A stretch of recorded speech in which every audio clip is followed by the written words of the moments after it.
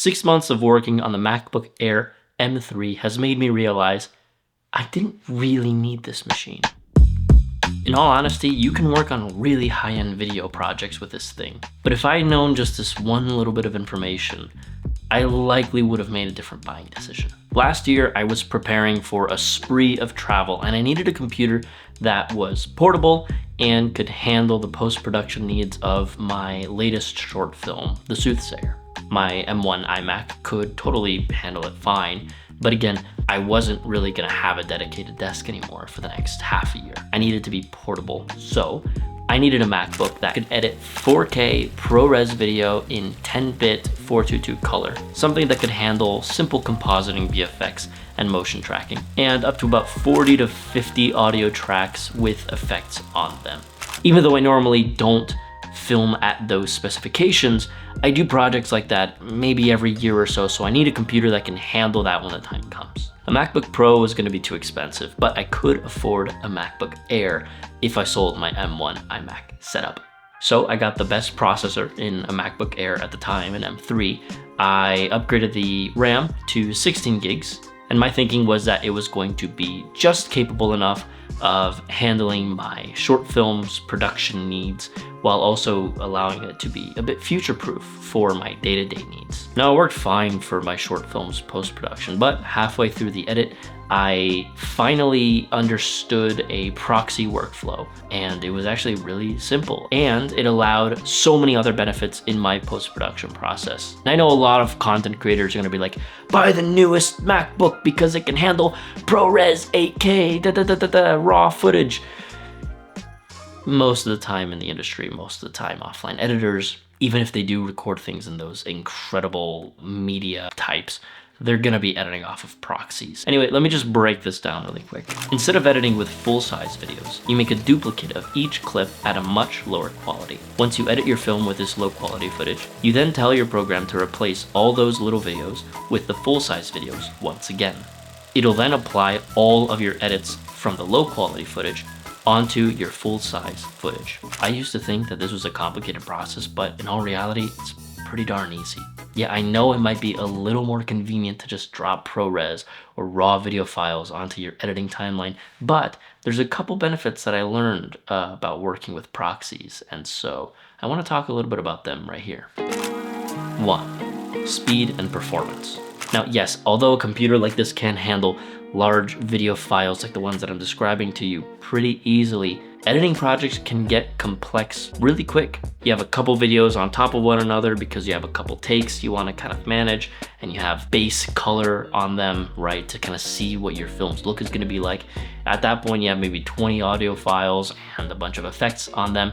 Maybe you have a little basic composites, and now you're starting to drop frames. Now you're getting a little slower in the editing process. But not with proxies. Sure, you're probably saying, why get a MacBook Air? A MacBook Pro can handle it. Look, we're broke here. We can't afford MacBook Pros. But even with a MacBook Pro, real professionals, if they're working with a MacBook Pro, are still more than likely going to be using proxies. Most computers can handle 4K video pretty fine. It's not the speed that you're trying to go for when it comes to working with proxies, but it's other things. The real reason that I tend to use proxies now is local storage and iCloud backup. With proxy files, you can store them directly into your computer's internal SSD, even if you haven't spec'd out the storage solution. Even if you only have 256 gigs of storage, which is what I have, the proxies are going to be so much smaller, you can just work off of your laptop and not need to carry on these bulky hard drives with you all the time. Instead, those bulky hard drives will store the full-size files, and then another one will store the backup of the full-size files, and they will stay locked away, not moving around, not being touched until export comes around. And the best part is they won't accidentally disconnect from your computer while you're in the middle of the edit and you get stressed about your drive going bad and scratched up and all of that. No worries, the files are just put away somewhere and you don't have to worry about them. You would only really need to plug it in and work with the actual raw files in sophisticated color grading and your export. On top of that, audio files and still images that you might use for your edit are significantly smaller than any video file. So you can just store those directly on your computer. And if you have an iCloud backup solution like I do, I love it, it's my favorite thing. You also have the option to have it live backing up into the cloud, your desktop and your documents folders on your computer. So if you lose this thing, or if it gets broken and you need to download it onto another computer, all of your work and all of your projects and all of your proxy files and the audio and extra stills that maybe you collected throughout the progression of your video project that you've put on your drive are also there ready to go backed up. I don't constantly have to track backups in a log. I used to have a little notebook where I would track every time as a film was being edited and I found the new sound effect for a scene. I would write there, okay, I put this sound effect file in this folder, in this subfolder, and this subfolder, in this set of folders, in this particular sequence, and I needed to write it down every single time I added a new sound effect to my project, so that I could then back it up in its proper order at a later point in time. But not anymore. I can just drop it directly onto the computer because audio and stills are so much smaller than video, and most of the project file size is raw stuff, but now I'm just working with proxies here. So it makes things way easier for me when it comes to post-production. And if I change the order of my files, it automatically changes the order of the files in the backup as well, without ever having to think twice about it. It's amazing, I love it. It's an easy backup solution for projects that are in motion. 3, true portability. Again, back to the idea that they couldn't fit in my local SSD, so I would just edit off of hard drives, which means that I had to carry these things with me. I just hated going to coffee shops or editing on the go. I never wanted to use the portability of the computer, which is kind of sad because the point of having a great computer like this is that you can go and edit and work wherever you want. Now when I'm editing at airports, coffee shops, or just hanging out in the living room, I can just open my computer and start making videos. There's no need to go into your bag and then take out the drive and plug it in, wait for it to boot up and then the little disk inside your hard drive to start getting up to speed. And then when you finish, you have to close your project, wait for your hard drive to be like, oh, the project's done. And then you gotta close everything on Finder and then eject the drive. And then Mac is like, oh, we can't eject the drive because something is still using it. We don't know what. So then you have to force quit everything. And then you can eject the drive. And then it says, okay, your drive is ready to be ejected. And then you eject it. And then it does a little sound, which is the sound that it makes when it gets ejected without you ejecting the drive. And then you're like, oh, fuck, I damaged my hard drive. And da-da-da. None of that. You just close your laptop and you put it in your backpack and you're on your way.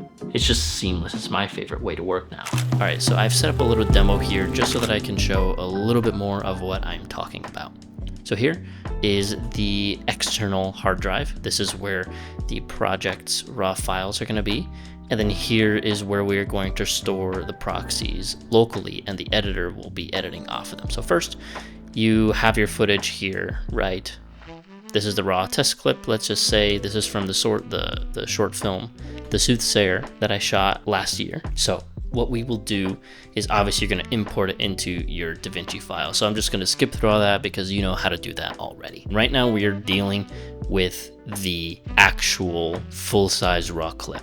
So what we're going to do is go into the proxy generator. So this is a program that comes with DaVinci. Now you can use other proxy generators, but the general principle, the file structure, and how you want to organize your media to be working with proxy media, internal SSD, that's what we're going over here. So whether you're using Blackmagic or whether you're using Adobe or any other editing program that allows you to generate proxies, this generally will suffice. So I want to add my raw footages right now. So we're gonna go to our test project and we're gonna get just the entire folder. You select the folder that your footage is in. This is very important. You're gonna open that. So now we're gonna choose what the proxies are going to be. I don't want them 10-bit. I want them to be 8-bit, and let's just keep it 1080p. So we're gonna do H.264, 420, 1080p, just 8-bit 1080p footage, right? So we'll click start right there. And now if you look here, it automatically generated a folder inside of the one that you selected. And it is going to convert every single one of these files into an exact copy here, but in lower resolution, in lower quality, which will allow you to edit a lot faster. All right, so there it is. That proxy generation is now complete We can just close this for now. And boom, there it is. The same exact clip with the same exact time and dimensions and everything, but it is much more compressed and much smaller. So the camera original file is 8.34 gigabytes and the proxy is 69.6 megabytes. Much, much, much smaller and manageable, both for your program to work through, but also a lot less space taking up on your hard drive. So now, if we go back to DaVinci Resolve and we go to Prefer Proxies, now there's a little purple proxy there that shows that we are now working with the proxy. So if we zoom in here, Camera Originals, and then Proxies, you can see the compression. The detail is a lot less. So now we're working with proxies. So this is a 1080p 420 8-bit footage as opposed to 4K 422 10-bit footage. ProRes. Now this is just 8-bit. Now here's the thing, if we're going to be editing, we want to now start editing without our drive plugged in. Currently our hard drive's plugged in. I don't want it here anymore. So what we're going to do, we're going to go and create a duplicate of our project stuff. So we're going to put here footage. This is where all of the project, the editing organization is going to be, not in the actual hard drive. The hard drive is only going to be storing the raw clips and the ProRes. This is where you're going to be organizing your actual short film or your YouTube video or your documentary or whatever project you're working on. So right now, instead of dropping the raw footage, we can just drop the proxy folder and copy it. So now we have that copied. We're going to go ahead and eject the hard drive. And now if we go to the DaVinci Resolve, you go into your editor, it says media offline. Oh no, but I'm on proxies. Why is it not using the proxy? Well, that's easy. You're gonna go here to all of your footage and you're gonna click on relink proxy media. You don't wanna relink your actual full media. You don't wanna go here and click on relink media. That's not what you wanna do, because when you wanna plug your hard drive back in and export with the full media, it's not going to be reading as a camera original. It's going to be reading the much less quality footage as the camera original. So that's not what you want to do. What you want to do is relink proxy media, right? So now you're going to go here and you're going to find local SSD example. So we're going to go here to our project footage, and now we're going to relink the proxy media, and boom. Now we're working with a proxy again, and we don't have any hard drives plugged in. It's all stored on the actual computer itself. Now, if I want to go into our camera originals, I want to go into the ProRes footage, not the H.264 proxies. I just click that and boom, now we're working with ProRes again. So a little choppy, a little slow because I'm super zoomed in, but proxy, now I can have speed. Now I can edit really fast and it's very buttery smooth. Camera originals, a little choppy at first, but I have the detail. So if I want to go into a color grade, right, and do a lot of detail work, I have the full image here. And then when I want to get back to cutting, I just go into my proxies and then I continue from there. So it's pretty darn easy. Once you have that set up, now you can just edit with proxies on the go.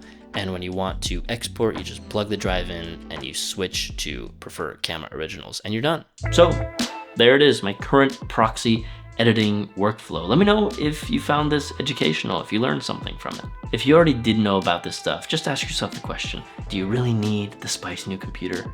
Or can you save a couple $100, get an older computer that can flow through proxy footage and use that money for something else that's gonna be productive toward your career?